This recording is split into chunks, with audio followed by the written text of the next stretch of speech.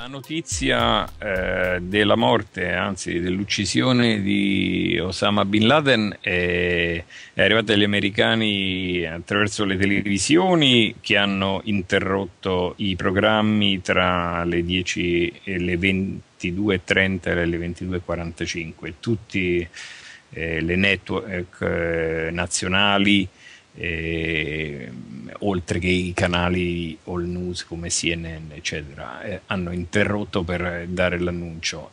Chi era in rete ed era particolarmente attento stava nei siti giusti, li ha visti anche in rete prima. La reazione è stata, diciamo, quella tradizionale. Questo è un paese in cui innanzitutto non c'è la cultura cattolica, e quindi la pena di morte è ritenuta la massima punizione e giusta punizione per chi è colpevole di omicidi. In questo caso credo non ci sia forse mai stato nella storia del paese una singola persona responsabile di quasi 3.000 omicidi.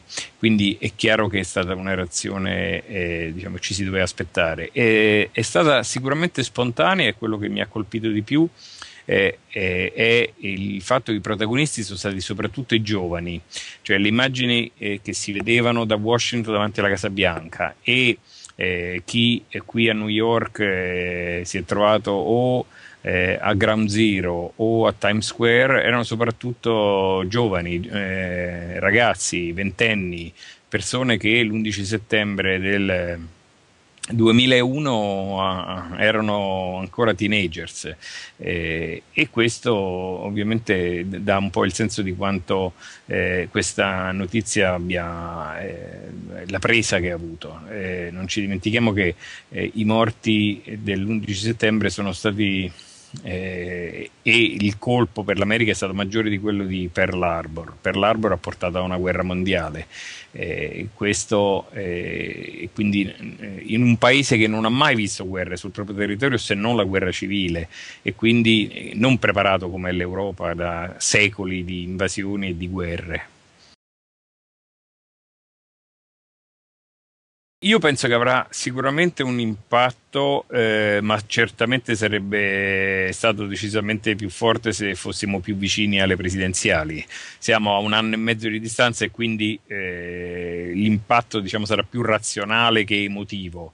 Se fossimo alla vigilia delle elezioni sarebbe stato praticamente la garanzia della vittoria. Su questo tutti, anche diciamo, i più accaniti nemici politici, hanno fatto i complimenti al presidente, alla sua amministrazione, e quindi non c'è dubbio che è una forte iniezione di, diciamo, entusiasmo del paese, di supporto, in un momento in cui Obama sicuramente ne ha estremo bisogno, nel senso che la popolarità di Obama in questo periodo è ai minimi, sfiora appena il 50%, quindi sicuramente avrà un grosso impatto. Sulle elezioni siamo troppo lontani perché possa durare, diciamo, a livello emotivo. A livello di razionale, per chi vota sulla base di quello che è stato fatto, comunque è una cosa molto positiva, ma è sicuramente una cosa positiva per gli Stati Uniti, perché il fatto,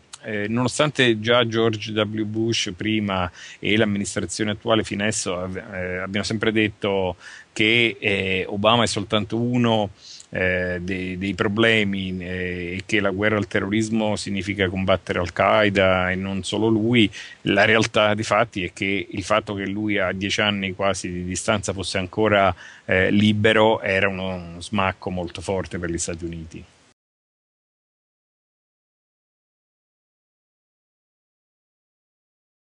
Non ci sono dichiarazioni ufficiali, però ci sono state fonti istituzionali che hanno detto a agenzie, nello specifico pare sia stata Reuters, estremamente credibili, quindi non siti internet strani o blog, che effettivamente è stato, come hanno detto sepolto in mare.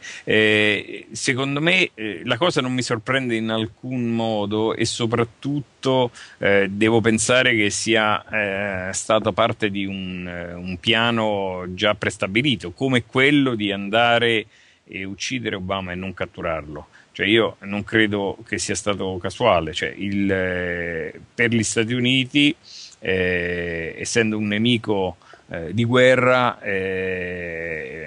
la sua uccisione era legittima e quello era l'obiettivo, anche perché trovarsi tra le mani un Osama Bin Laden e doverselo gestire da qualche parte significava creare un altro vaso di Pandora del tipo di Guantanamo. Il seppellimento a mare è chiaramente fatto perché non ci sia un singolo luogo in cui lo si possa andare a rendergli omaggio, a trasformarlo così in un luogo di culto come Predappio può essere o altri.